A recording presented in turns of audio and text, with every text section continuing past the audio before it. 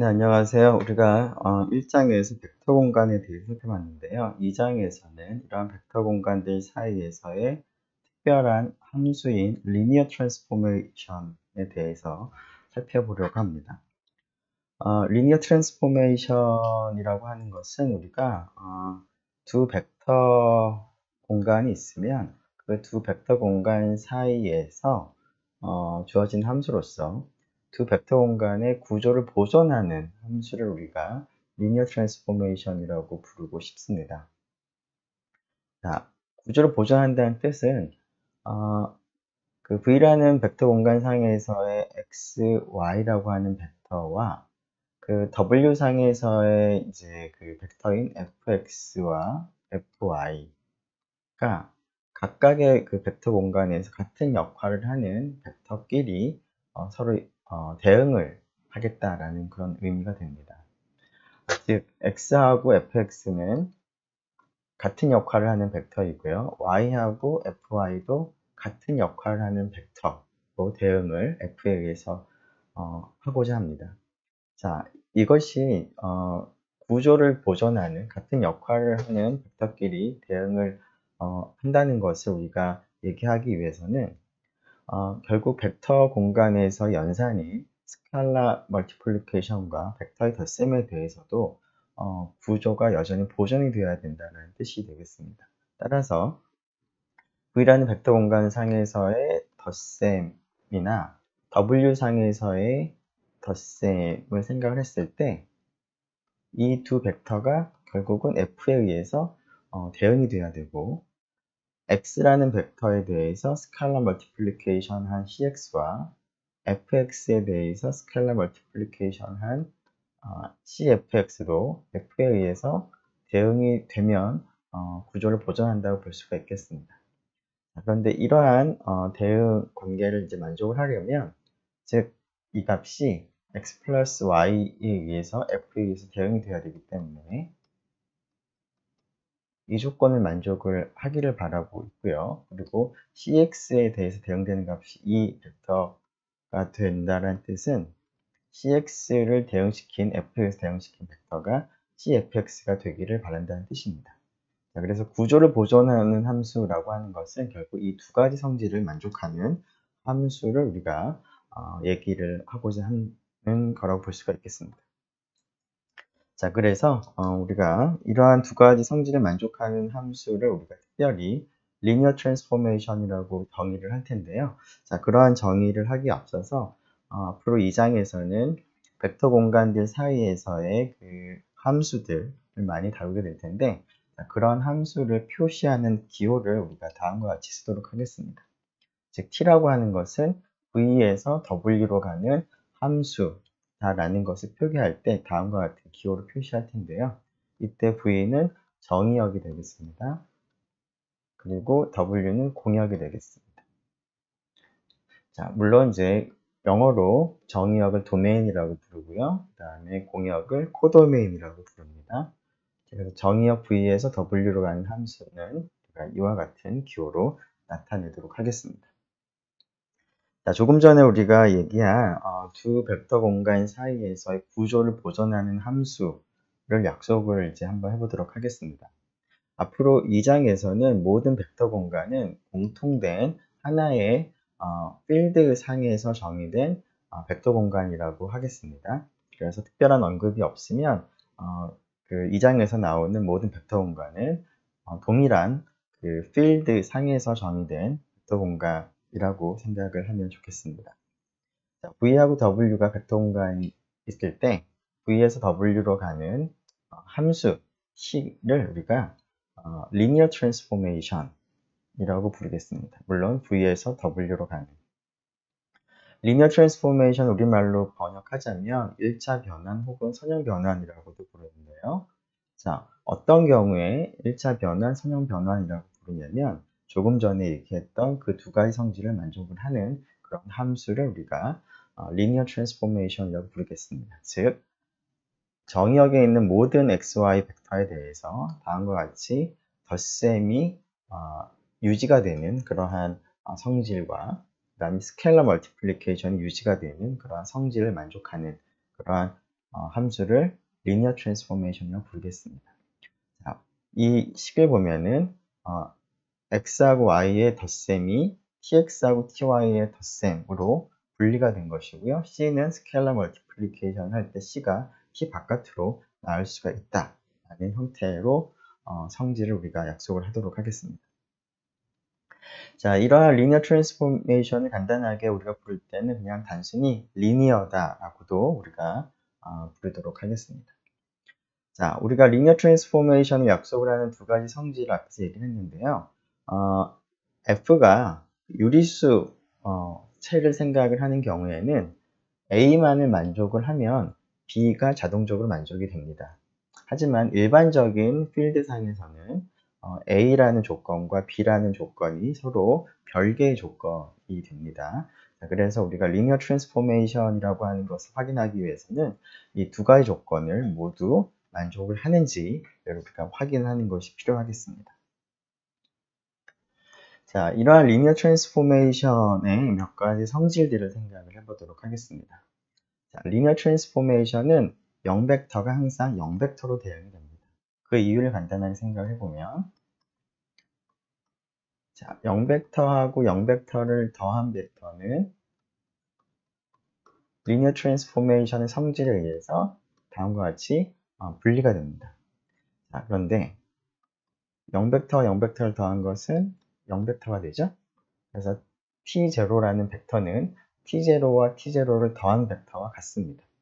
따라서 캔슬레이션을 우리가 적용하게 되면 여기 있는 t0가 제로 벡터가 됩니다. 자, 물론 여기서의 제로는 V 공간상에 있는 제로 벡터를 의미하는 것이고요. 여기 있는 제로 벡터는 W 상에서의 제로 벡터를 의미합니다. 그래서 좀 더 어떤 벡터 공간에 있는 제로 벡터인지를 이제 분간을 조금 하기 위해서 V라는 벡터 공간상에서의 제로 벡터는 OV라고 쓰고요. W라는 벡터 공간상에서의 제로 벡터는 OW로 조금 별도로 표기를 한다면 이 의미는 정의역상에서의 제로 벡터를 t에 의해서 보내게 되면 리니어 트랜스포메이션 항상 공역상에서의 0벡터로 대응이 된다라는 그런 의미가 됩니다. 자, t가 조금 전에 우리가 리니어 트랜스포메이션에 되기 위한 조건을 얘기를 했는데 그 조건을 조금 간단하게 다음과 같이 쓸 수도 있습니다. 즉, t가 리니어일 필요충분 조건은 모든 x, y 그리고 스칼라 c에 대해서 다음 식을 만족을 하는 것과 동치가 되겠습니다.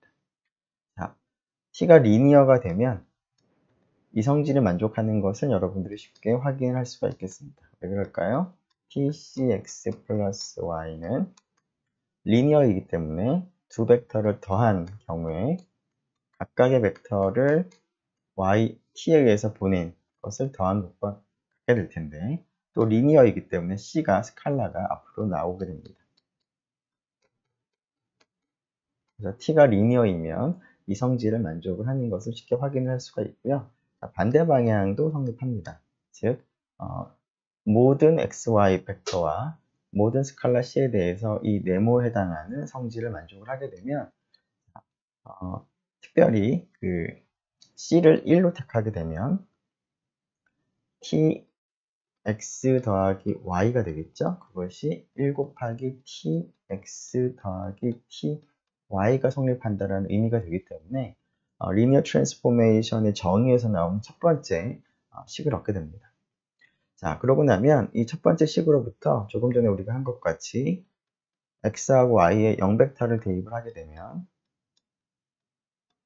이 식을 얻을 수가 있는데 이 식은 t0가 되기 때문에 캔슬레이션을 적용하게 되면 t0는 0벡터를 얻습니다.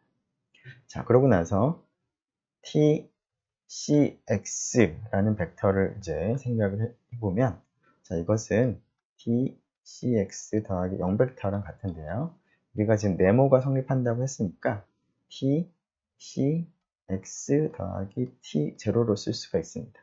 근데 조금 전에 t0가 0인 것을 확인했으므로 tx 더하기 0벡터가 되고 따라서 ctx가 되는 것을 확인할 수가 있습니다. 즉, 리니어 트랜스포메이션의 두 번째 조건을 만족을 하는 것을 확인할 수가 있습니다. 그래서 t가 리니어다라는 것을 우리가 확인할 때 이 네모에 해당하는 성질을 만족을 하는지를 확인하는 것만으로도 충분하겠습니다. 자, 물론 그리고 이제 리니어 트랜스포메이션인 경우에는 덧셈이 이제 분해가 되는 것처럼 뺄셈도 분해가 될 수가 있습니다. 자, x 빼기 y라고 하는 벡터에 대해서 t를 대응시켜 보면 마이너스 y라고 하는 벡터는 마이너스 1 곱하기 y라고 하는 스케일러 멀티플리케이션을 쓸 수가 있는데 이 벡터와 이 벡터의 덧셈을 생각을 해보면 리니어 트랜스포메이션인 경우에 다음과 같이 분해를 할 수가 있습니다. 그리고 또 여기 있는 마이너스 1은 리니어 트랜스포메이션 t의 성질을 생각을 해보면 마이너스 1을 앞으로 이동을 할 수가 있는 것이죠. 자, 그러고 나면 결국 tx에서 빼기 ty가 얻어집니다. 자, 그래서 덧셈이 분리가 되듯이 뺄셈도 분리가 되는 그러한 성질을 만족하겠습니다. 자, 2번에서 리니어 트랜스포메이션이 될 필요 충분 조건이 다음 식이다라고 했는데요. 이것을 조금 더 일반적으로 얘기를 해보면 다음 식으로도 쓸 수가 있겠습니다. 즉, V상에 있는 임의의 개수의 벡터 x1부터 xn과 같은 개수의 스칼라 a1부터 an에 대해서 ai 곱하기 xi들의 합, 즉 x1부터 xn의 1차 결합을 생각을 했을 때 그 결과를 t에 의해서 대응을 시켜보면 덧셈에 대해서 t가 리니어인 경우에는 분해가 됐기 때문에 이 결과는 지금 xi와 ai를 이제 이와 같이 적용을 시킨 것들을 다 더하는 것과 같은 것을 쉽게 확인을 할 수가 있습니다. 물론 t가 리니어이면 이것이 성립하고요. 또 거꾸로 아래쪽이 성립하게 되면 t가 리니어라는 것을 우리가 쉽게 확인할 수가 있기 때문에 여러분들은 이 두 가지 사실이 동치명제라는 것을 쉽게 얻을 수가 있을 것 같습니다. 네, 리니어 트랜스포메이션이 어떤 것이 있는지 한번 알아보도록 하겠습니다. R2에서 R2로 가는 다음 함수를 생각을 해보죠. 자, 이 함수가 리니어인지를 한번 확인해 보도록 하겠습니다. 자, 리니어인지 확인을 하는 과정에서는 리니어와 동치인 명제를 우리가 확인을 하면 좋을 텐데 지금 이 명제를 확인하면, 이 조건을 확인하면 조금 쉽게 확인이 가능하겠습니다. 자, 그래서 x라는 벡터를 b1, b2라고 두고요. 지금은 r2가 정의역이고 지금 r2가 이제 공역입니다. 그래서 정의역에 있는 두 벡터를 다음과 같이 c1, c2라고 두고요. 그 다음에 지금 t, 여기는 c인데 이미 c는 썼으니까 조금 구분해서 d라고 쓰겠습니다. dx 더하기 y를 이제 대응을 시켜보죠. 자, 그러면 여기 있는 벡터와 여기 있는 벡터를 우리가 다음과 같은 계산을 하게 되면 성분을 보면 D, B1 더하기 C1 첫 번째 성분, 두 번째 성분은 D, B2 더하기 C2가 되겠습니다. 네. 자, 그런데 지금 우리가 정의한 리니어 함수의 정의가 첫 번째 성분의 2배, 그 다음에 두 번째 성분 더한 거, 그 다음에 첫 번째 성분과 같이 약속을 했으므로 자, 첫 번째 성분은 2배의 D, B1 더하기 C1이 되겠고요. 더하기 두 번째 성분인 D, B2 더하기 C2가 되겠습니다. 그리고 두 번째 성분은 첫 번째 성분을 그대로 쓰면 되겠습니다. 자, 이 녀석에서 각각의 성분에 D가 있는 부분을 이제 묶어서 생각해 보면 여기에 이 B1이 생기면 될 것이고요. 여기에 B2가 있습니다. 그리고 두 번째 성분에서는 여기에 DB1이 있으니까 B1은 이렇게 쓰면 될 것이고 D가 없는 부분을 또 생각해 보면 2배의 C1 더하기 C2가 되겠죠. 여기 그 다음에 두 번째 성분은 C1이 있습니다. D가 없는 쪽이. 그러면 자, D에 여기 있는 이 결과를 보면은 결국 B1, B2에 대해서 t를 적용한 결과와 마찬가지이므로 tx라고 쓸 수가 있고요. 여기 있는 결과는 C1, C2에 대해서 이 t라는 함수를 적용시킨 결과이므로 ty라고 쓸 수가 있습니다. 즉, t의 dx 플러스 y는 d의 tx 플러스 ty로 쓸 수 있다는 것을 알 수가 있습니다. 따라서 이 성질이 임의의 스칼라 d와 임의의 벡터 x, y에 대해서 물론 R2상에 임의 벡터에 대해 성립하는 것을 우리가 확인할 수 있으므로 따라서 t는 리니어 트랜스포메이션이 되겠습니다. 자, 일반적으로 지금 R2에서 R2로 가는 이러한 함수가 리니어 트랜스포메이션이라고 하는 과정을 우리가 그대로 적용하게 되면 일반적으로 다음과 같은 형태, 예를 들어서 fn에서 fm으로 가는 형태인데 t의 a1부터 an에 대해서 지금 fm으로 가는 거니까 성분이 m개가 있을 텐데 각각의 성분이 C1, A1부터 CN, AN의 꼴, 즉 A1부터 AN의 상수를 곱해서 다 더한 꼴이 되는 경우에는 T가 리니어 트랜스포메이션이 됩니다. 즉 이 식을 다시 보면 첫 번째 성분도 A1, A2에 2, 1을 곱해서 더한 것이고요. 두 번째 성분은 A1, 1, A2, 0을 곱해서 더한 꼴입니다. 그래서 이러한 꼴은 쉽게 리니어 트랜스포메이션이 되는 것을 여러분들이 쉽게 확인을 할 수가 있겠습니다. 자, 또 다른 리니어 트랜스포메이션을 한번 생각을 해볼 텐데요. 이번에는 회전 변환을 생각을 해보도록 하겠습니다. 자, 회전을 우리가 약속을 하죠. 자, 세타라는 앵글에 대해서 t 세타라고 하는 우리가 함수를 약속을 할 텐데요. t 세타라고 하는 함수는 R2에서 R2로 가는 함수로서 자, t 세타의 한 벡터를 적용시킨 것을 지금 그림으로 좀 잠깐 설명을 하면 자, 여기 있는 R2상의 한 벡터를 우리가 성분으로 표시하면 A1, A2라고 표시할 수가 있겠습니다. 자, 이 벡터를 회전을 하는 벡터를 생각을 하고자 합니다. 즉, 이렇게 세타만큼 회전된 그 결과를 T 세타 A1, A2라고 우리가 약속을 하려고 합니다. 그러면 R2에 있는 한 벡터 A1, A2에 대해서 그 벡터를 세타만큼 회전시킨 벡터로 대응되는 그런 함수를 우리가 생각을 할 수가 있겠습니다. 자, A1, A2를 보통 우리가 이제 수학에서 회전을 할 때는 항상 각을 생각할 때는 반시계 방향으로 생각을 하는 것이죠. 그래서 반시계 방향으로 세타만큼 회전시킨 것을 우리가 T세타 A1, A2라고 약속을 하겠습니다. 자, A1하고 A2가 이제 원점인 경우에는 회전을 한다는 게 약간 좀 어색하긴 하지만 그런 경우에도 우리는 회전을 시킬 수가 있죠. 물론 원점인 경우에는 세타만큼 회전을 시키더라도 그대로 원점이 되겠습니다. 자, 이렇게 t세타라고 하는 것을 세타만큼 회전시키는 함수로 약속을 하게 되면 이 함수가 linear transformation이 됩니다. 자, 이러한 linear transformation 앞으로 세타만큼의 회전이라고 우리가 부르도록 하겠습니다. 자, 그러면 이것이 왜 linear transformation이 되는지를 한번 확인해 보도록 하죠.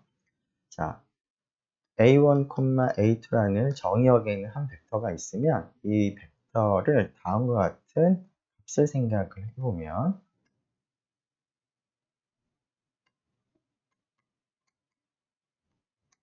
즉 x축의 양의 방향과 이 벡터가 이루는 각을 알파라고 두고 원점에서 이 벡터의 끝점까지 길이를 r이라고 두면 즉 r은 루트 a1 제곱 더하기 a2 제곱의 루트죠. 그 다음에 알파는 이 각을 이제 알파라고 두면 a1, a2를 우리가 삼각함수를 이용해서 표시를 할 수가 있습니다. 즉 r 코사인 알파, r 사인 알파로 표시를 할 수가 있습니다. 자, 이렇게 r과 알파를 이용해 보면 t세타만큼 t세타를 적용한 결과는 어떻게 될까요?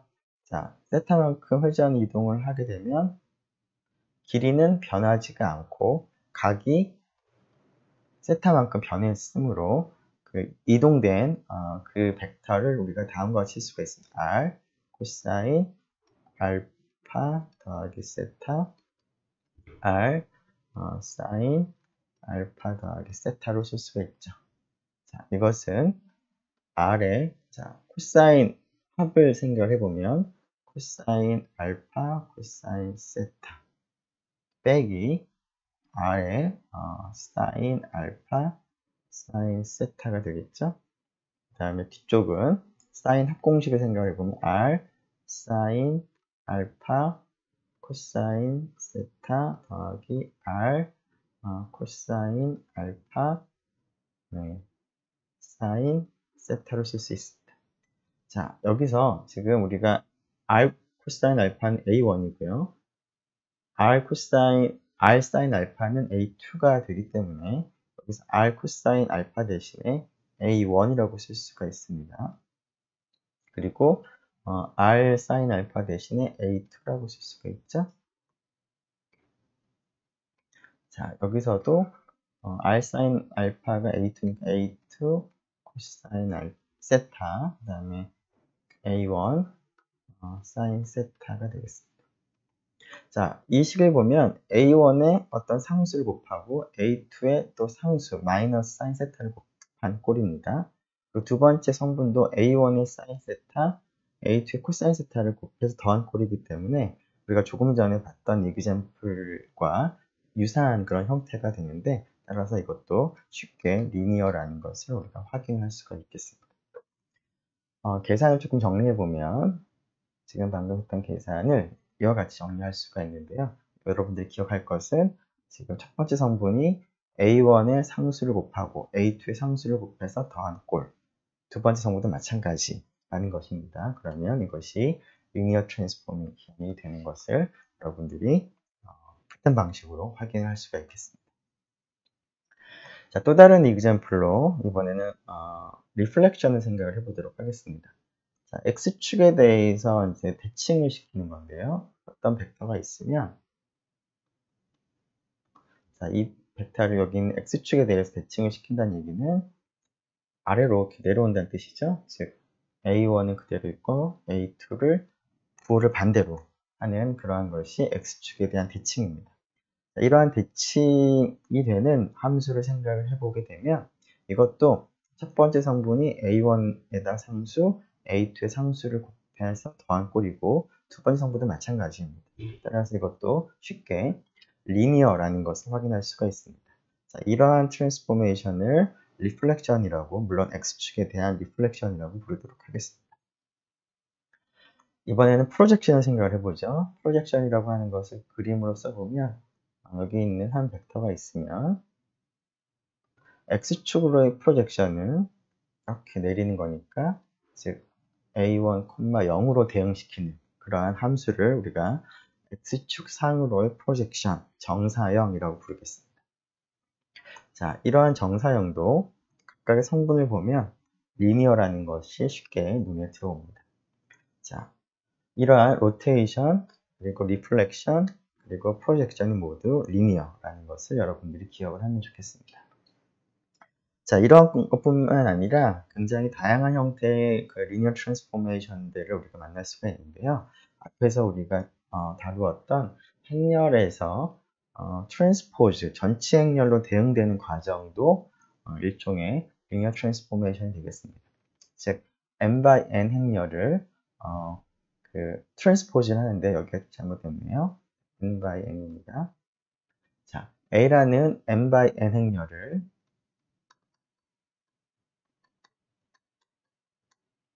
트랜스포즈를 한 행렬로 대응시키는 그러한 사상을 생각을 해보도록 하겠습니다.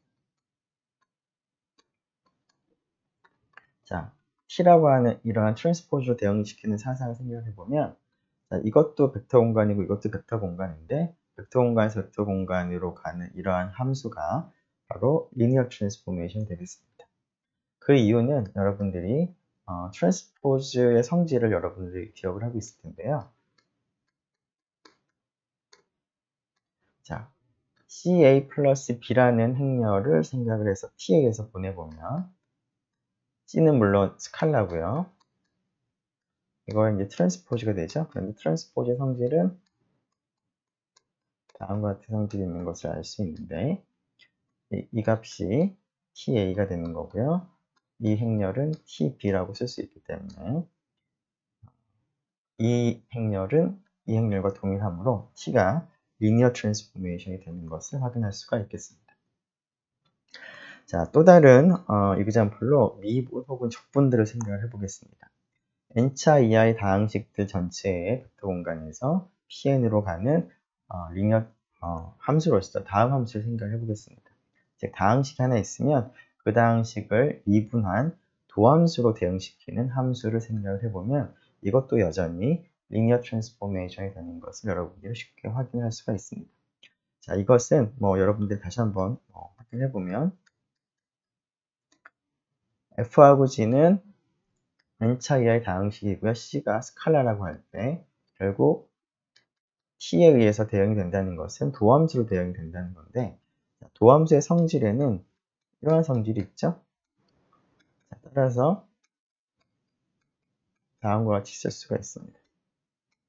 즉, 여러분들이 고등학교 때 배웠던 이 성질은 미분하는 과정이 리니어 트랜스포메이션이 라는 것을 의미하는 그런 성질이 라는 것을 우리가 확인할 수가 있겠습니다.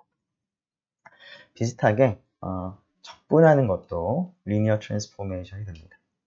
자, C of R이라고 하는 것은 R에서 R로 가는 함수 중에서 연속 함수들을 다 모아둔 벡터 공간을 우리가 보통 C of R이라고 씁니다. 자, 이러한 그 연속 함수에 대해서 어떤 구간을 하나 정해서요, A서부터 B까지 구간으로 적분한 이 결과값, 이 값은 실수값이 되겠죠. 그래서 T라고 하는 것은 V, 즉 연속함수를 하나를 정하면 그것으로부터 적분값을 대응시키는 함수로 우리가 생각을 해볼 수가 있는데, 이 함수도 여전히 리니어 트랜스포메이션이 됩니다. 자, 자세한 것은 적분의 성질을 여러분들이 조금만 이용을 하면 될 테니까요. 6번이나 그 전에 했던 example들과 비슷하게 확인을 해보면 될 테니까 자세한 계산 여러분들이 해보면 좋겠습니다. 계산을 직접 해보진 않더라도 미분이라는 과정, 그 다음에 적분이라는 과정이 리니어 트랜스포메이션이다라는 것은 여러분들이 기억을 하면 좋겠습니다. 자, 이러한 리니어 트랜스포메이션과 관련해서 우리가 흔히 만나보게 되는 아주 간단한 리니어 트랜스포메이션 몇 개 소개를 하도록 하겠습니다.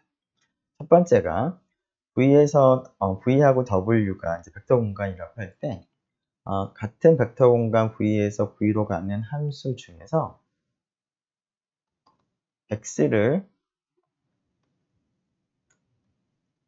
대응시키는 그런 함수를 우리가 항등 사상이라고도 얘기를 하는데요. 자, 우리가 리니어 트랜스포메이션 입장에서 얘기할 때는 이것을 단순히 항등 사상이라고 얘기를 하지 않고 항등 변환, 아이덴티티 트랜스포메이션이라고 부르도록 하겠습니다. 자, V에서 V로 가는 아이덴티티 트랜스포메이션은 우리가 1V라고 표기를 하도록 하겠습니다. 물론 이것은 여러분이 잘 알고 있는 항등 사상이 됩니다. 자, 그리고 제로 트랜스포메이션은 T0로 표시할 텐데요. 제로 트랜스포메이션은 뭐냐면 정의역에 있는 모든 벡터를 공역에 있는 0벡터로 대응시키는 그러한 변환을 우리가 제로 트랜스포메이션이라고 부르도록 하겠습니다. 그래서 정의역에 있는 모든 x에 대해서 t0 x 값이 항상 0벡터가 되도록 대응시키는 그런 함수를 우리가 t0라고 표기하도록 하고요. 제로 트랜스포메이션이라고 부르도록 하겠습니다. 자, 이러한 그 아이덴티티 트랜스포메이션과 제로 트랜스포메이션은 여러분들이 확인을 해보면 둘 다 리니어 트랜스포메이션이 되는 것을 확인할 수가 있겠습니다. 자, 그래서 리니어 트랜스포메이션 중에서 많이 만나는 것 중에 하나로 아이덴티티 트랜스포메이션과 제로 트랜스포메이션을 정의를 했습니다. 자, 아이덴티티 트랜스포메이션 같은 경우에는 이제 여기 정의역과 공역이 이제 V가 된다는 사실을 우리가 명확히 나타낼 때는 그 표현을 1V라고 쓰기도 하지만 정의역이 굳이 구분할 필요 없을 때는 1V라는 표현 대신에 1이라는 기호를 써서 아이덴티티 트랜스포메이션을 우리가 나타내도록 하겠습니다. 따라서 1이라고 쓰면 상황에 따라서 스칼라 1일 수도 있고요. 상황에 따라서는 아이덴티티 트랜스포메이션일 수도 있으니까 상황에 맞춰서 그 의미를 구분을 하는 것이 필요하겠습니다. 자, 이러한 그 아이덴티티 트랜스포메이션과 제로 트랜스포메이션과 관련해서 일반적인 이제 그 리니어 트랜스포메이션 생각하다 보면 중요한 그 몇 가지 그 집합이 있는데요. 그 집합 중에 널 스페이스라는 것 그리고 range라는 것으로 약속을 하도록 하겠습니다. 자, 어떤 리니어 트랜스포메이션이 주어져 있을 때 널 스페이스 혹은 커널이라고 하는 것은 우리가 n of t라고 표시를 할 텐데요. n of t는 뭐냐면 정의역에 있는 벡터들 중에서 그 0벡터, W에 있는 0벡터로 대응되는 정의역에 있는 벡터들을 다 모아둔 그러한 집합을 널 스페이스라고 부르겠습니다. 즉, X인 V인데요. TX가 0벡터가 되는 그러한 성질을 만족하는 X들을 다 모아둔 그러한 집합을 N of T라고 쓰고 널 스페이스라고 부르도록 하겠습니다. 혹은 커널. 네. 그리고 두 번째가 range인데요. range라고 하는 것은 range of t라고 해서 이렇게 표기를 할 텐데 간단하게 얘기하면 치역을 우리가 R of t라고 하고 range 혹은 이미지라고 부르도록 하겠습니다. 치역이라고 하는 것은 정의역에 있는 모든 벡터에 대해서 t에 대해서 x가 대응되는 그 결과값들 우리말로 이제 함수값이라고도 얘기를 할 수가 있고 보통 이제 영어 표현에서는 x에 대한 t의 이미지라고도 얘기를 합니다. tx 하나하나를. 그래서 정의역에 있는 모든 x에 대해서 이미지를 모두 모아둔 집합을 range 혹은 이미지라고 부르도록 하겠습니다. 네, 그래서 이렇게 널 스페이스와 range를 약속을 했는데요. 자, 이러한 널 스페이스와 range의 간단한 이그젬플을 하나 한번 살펴보도록 하죠. 자, 앞에서 우리가 소개한 그 아이덴티티 트랜스포메이션과 제로 트랜스포메이션을 생각을 했을 때 이것의 널 스페이스와 레인지를 생각을 해보면 얘는 어떻게 될까요? 아이덴티티 트랜스포메이션은 항상 x를 x로 보내는데 따라서 0벡터가 되게 하는 것은 x가 0일 수밖에 없는 것이죠. 그래서 널 스페이스는 0벡터 하나만을 가지고 있습니다. 그리고 레인지는 어떻게 될까요? 치역은 x가 전부 x로 대응되는 거니까 공역 전체와 동일하겠습니다. 자, 그 다음에 제로 트랜스포메이션의 널 스페이스는 t0라고 하는 것은 x에 상관없이 항상 0벡터로 대응되는 거니까 정의역에 있는 모든 x들이 0벡터로 대응이 되기 때문에 결국 널 스페이스는 정의역에 있는 모든 벡터로 구성이 되겠습니다. 그리고 range를 생각을 해보면 항상 0벡터로만 가는 거니까 0벡터 하나만으로 구성이 되어 있겠습니다. 치역은. 자, 이러한 그 널 스페이스와 레인지들을 생각해 보면 이 경우에는 굉장히 간단하게 계산을 할 수가 있는데요. 또 한 가지 특징은 여기 있는 것들이 모두 다 벡터 공간 혹은 서브 스페이스가 되는데요. 일반적으로도 그러한 성질이 성립을 합니다. 조금 있다가 그것을 한번 확인해 보도록 하고요. 이그젬플 하나 더 보도록 하죠. R3에서 R2로 가는 리니어 트랜스포메이션으로서 다음과 같은 리니어 트랜스포메이션 생각을 해보도록 하겠습니다. 자, 여러분들 앞에서 그 리니어 트랜스포메이션 확인하는 그런 과정들을 많이 연습을 해보면 주어진 형태가 A1, A2, A3의 상수를 곱해서 더한 꼴이기 때문에 각각이 리니어 트랜스포메이션이라는 것을 쉽게 확인을 할 수가 있을 텐데 자, 이 리니어 트랜스포메이션에 대해서 널 스페이스를 한번 생각을 해보죠. 널 스페이스는 A1, A2, A3를 대응을 했을 때 지금 A1 빼기 A2, 2A3로 대응이 되는데 그것이 0, 0으로 대응되는 벡터들이 바로 널 스페이스를 구성한 벡터들입니다. 자, 이것이 0벡터가 되려면 A1과 A2가 같아져야 되겠고요. A3가 0이어야 됩니다. 따라서 A1과 A2는 같고 A3는 0이 되어야 되는 거니까 A1과 A2를 그냥 하나의 A로 쓴다면 A, A, 0 이러한 벡터들이 널 스페이스에 있는 모든 벡터가 되겠습니다. 자, 레인지를 생각을 해보면 자, A1 빼기 A2 EA3라고 이제 대응이 되는데요. 자, 이것이 만들 수 있는 벡터가 R2에 있는 어떤 벡터들을 다 대응이 되는지 생각을 해보기 위해서 다음을 한번 생각을 해보죠.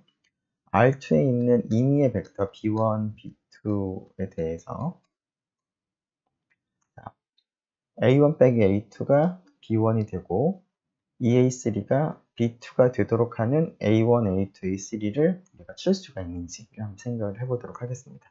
그런 것을 다 모두 다 찾을 필요는 없고요. 뭐 그런 것 하나라도 찾으면 됩니다. 예를 들면 A1을 B1으로 하고 A2를 0으로 하고 A3를 2분의 1 B2로 하게 된다면 T에 그 A1, A2, A3를 대응시킨 벡터가 B1, B2가 되겠습니다. 즉, 이 벡터는 치역에 있는 벡터인데 R2에 있는 임의의 벡터가 치역에 있기 때문에 결국 이 치역 전체는 R2가 되는 것을 우리가 확인할 수가 있겠습니다. 자, 조금 전에 널 스페이스와 그 다음에 레인지, 치역이 모두 서브 스페이스가 되는 것을 우리가 확인을 했는데요. 그런 것들이 특정한 이그젬플에서만 성립하는 것이 아니라 일반적으로 성립한다라는 것을 한번 확인해 보도록 하겠습니다.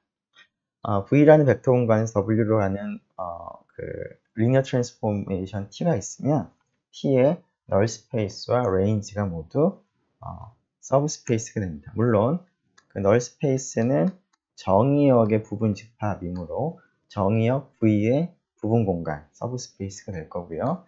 치역은 W의 부분 집합이므로 W의 부분 공간이라는 의미가 되겠습니다.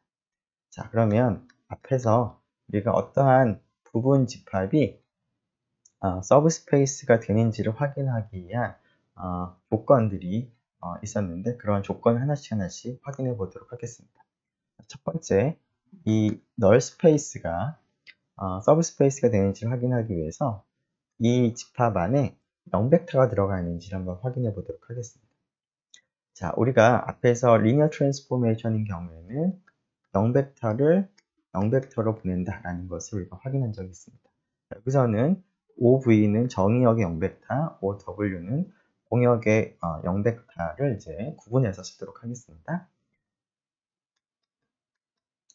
자, 이거이므로 자, OV가 어디에 들어갈까요? 널 스페이스에 들어갑니다. 자, 널 스페이스의 정의가 T에 의해서 0벡터로 대응되는 정의역의 벡터들을 다 모아둔 벡터이기 때문에 집합이기 때문에 OV가 널 스페이스에 들어가겠죠. 그래서 1번 이 집합 안에 0벡터가 들어가 있고요. 두 번째, 자, X하고 Y라는 벡터가 덧셈에 대해서 닫혀 있는지를 확인하기 위해서 널 스페이스에 있는 임의의 두 벡터에 대해서 X 플러스 Y가 널 스페이스에 있는지를 한번 확인해 보도록 하겠습니다.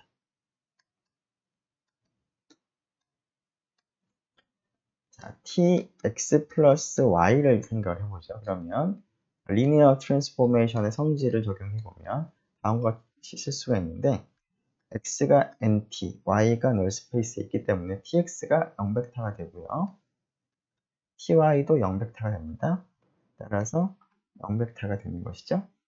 자, x 플러스 y가 t에 의해서 0벡터로 대응이 됐으므로 x 플러스 y가 nt에 속합니다. 즉, nt라고 하는 이 집합은 덧셈에 대해서 닫혀 있는 것을 확인했습니다.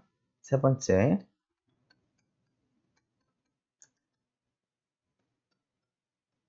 자, nt에 있는 임의 벡터와 임의의 스칼라 c에 대해서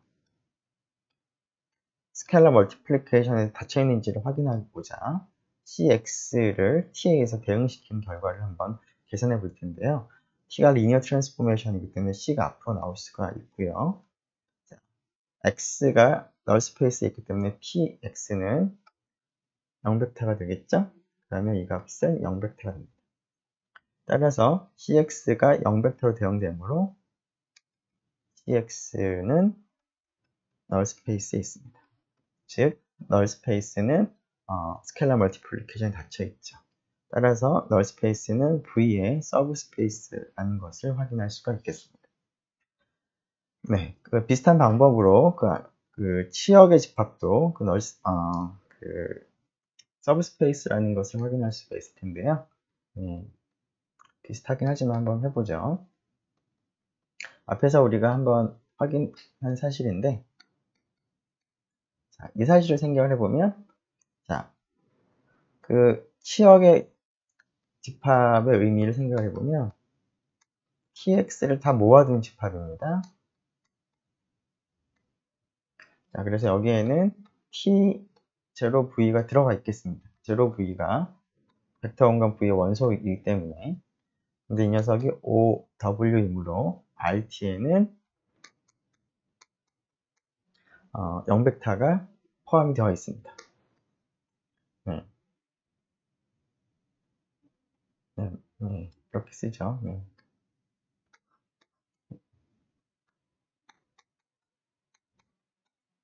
자, 그래서 OV가 OW로 대응되기 때문에 그 OW가 RT에 있다. 자, 그 다음에 그 X하고 Y가 R of T에 있다고 할 때,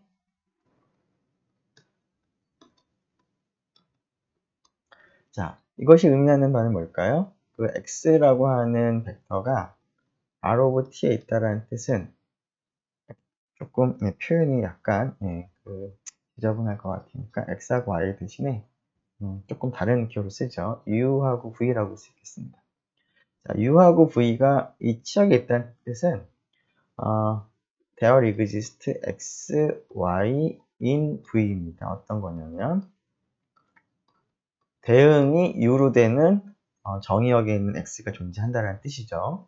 RT, 치역에 U가 있다는 뜻은. 그리고 대응이 V가 되는 그런 정의역의 벡터 Y가 존재한다는 뜻이 되겠습니다. 자, 그러면 이러한 X하고 이러한 Y 벡터가 존재하므로 그 U 플러스 V라고 하는 이 벡터를 생각을 해보면 TX 플러스 TY라고 쓸 수가 있는데 리니어 트랜스포메이션의 성질에 의해서 이와 같이 쓸 수가 있는 것이죠. 자, 근데 X하고 Y가 V상에 있으니까 더한 것도 V상에 있고요. 이것은 당연히 치역에 포함됩니다. 즉 U 플러스 V가 치역에 포함이 된다. 세 번째, U가 치역에 있는 한 벡터고 C가 스칼라라고 할 때, 자, 조금 전 했던 것과 비슷하게 먼저 X라는 벡터를 먼저 우리가 생각을 할 수가 있습니다. TX가 U가 되는. 자, 그러고 나면 CU라고 하는 벡터, 스케일러 멀티플리케이션을 한 것이 이러한 치역에 있는지를 확인하고 싶은데요. U 대신에 TX로 바꿔 쓰고 그 다음에 T가 리니어 트랜스포메이션이기 때문에 C가 안으로 들어갈 수가 있습니다. 그러면 X는 V상에 있는 벡터고 C가 스칼라이기 때문에 CX도 V상에 있는 벡터가 되기 때문에 결국 이것도 치역 안에 포함이 되겠습니다.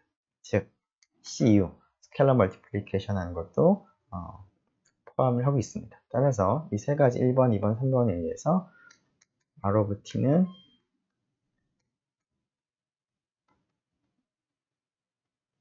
공역인 W라는 벡터 공간의 서브 스페이스가 되는 것을 우리가 확인할 수가 있겠습니다. 자, 그래서 theorem 2.2를 우리가 확인할 수가 있고요. 또 다른 그 example로서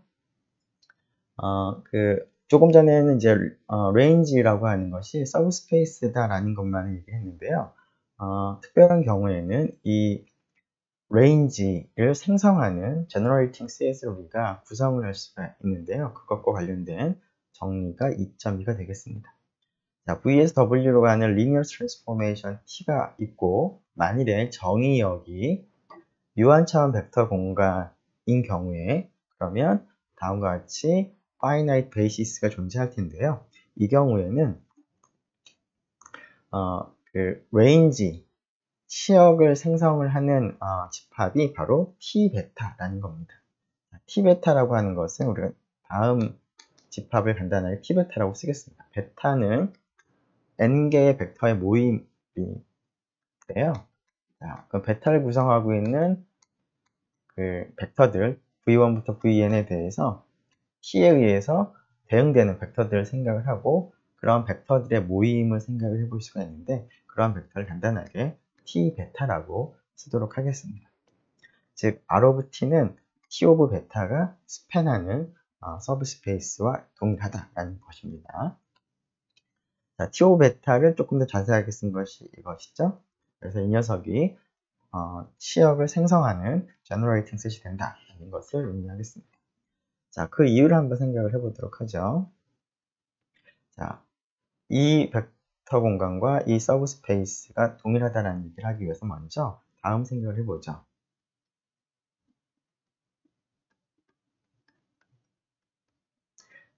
1과 n 사이에 있는 모든 인덱스 i에 대해서 tvi를 생각을 해본다면 vi는 정의역에 있는 벡터이기 때문에 이건 당연히 치역에 속합니다.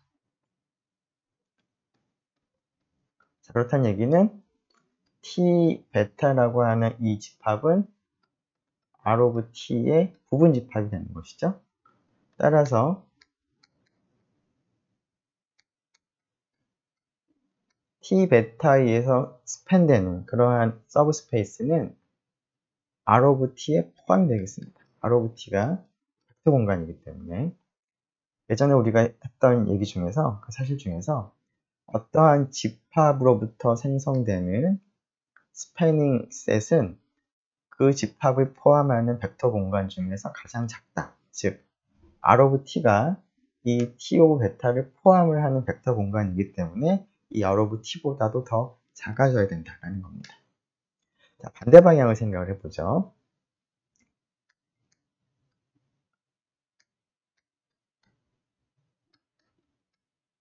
자, 치역에 있는 이미 한 벡터를 선택을 하도록 하겠습니다. 자, 그러면 네, 이거는 이렇게 쓰죠. 네. 그러면 x라는 벡터가 존재하겠죠. 정의역에 어떤 거냐면 대응이 v로 되는 그러한 x가 존재하겠습니다. 자, 그런데 베타가 베이시스죠. 정의역에. 그러므로 there exists unique scalar가 존재합니다. 어떤 거냐면 네. x라는 벡터가 a1, v1부터 an, vn으로 이제 베이시스에 있는 벡터들 1차 결합으로 쓸 수 있는 그런 개수들이 이제 유일하게 존재하죠. 자, 이러한 그 개수를 생각해보면 자, 지금 v라고 하는 벡터는 t of x인데 x 대신에 a1, v1부터 an, vn이라고 쓸 수 있는 거죠. 근데 t가 리니어이기 때문에 a1, t, v1부터 an, t, vn이라고 쓸 수가 있는데 여기 있는 것은 tv1부터 tvn의 1차 결합인 것이죠. 따라서 이것이 이 스패닝 셋에 포함이 되어 있겠습니다.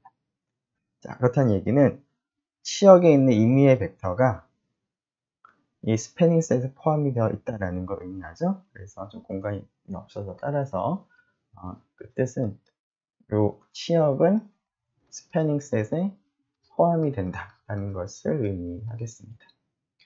자, 그래서 앞에 있던 이 포함 관계를 같이 고려하면 R of t는 기저에 있는 벡터들에 의해서 t를 대응시킨 그러한 벡터들만 생각을 하고 그러한 벡터들에 의해서 스팬되는 그런 집합과 동일하다라는 것을 우리가 확인할 수가 있겠습니다. 네, 그 theorem 2.2의 경우에 우리가 V가 유한차원 벡터 공간, 즉 베타가 유한한 집합인 것을 가정을 하고서는 증명을 했는데요. 베타가 인피니트인 경우에도 여전히 내용은 성립합니다. 즉 베타가 인피니트한 베이시스라고 하더라도 치역은 베타에 있는 그런 모든 벡터들에 대해서 TV를 원소로 하는 그런 집합을 생각하고 그 집합에 의해서 생성된 서브스페이스하고 동일하다는 것을 확인할 수가 있습니다. 네, example 10은 잠깐 쉬었다가 하도록 하겠습니다.